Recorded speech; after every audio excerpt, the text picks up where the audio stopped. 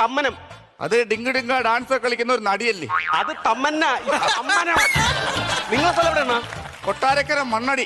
നിങ്ങൾ കൊട്ടാരക്കര മണ്ണടിക്കുക, കൊല്ലത്ത് മണലിറക്കുകയും ചെയ്യും. നിങ്ങൾ സ്ഥലം പറ.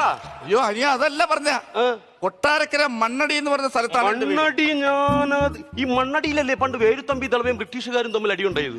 ഞാനൊരു 6 മണിക്ക് ശേഷം ജംഗ്ഷനിൽ നിൽക്കും.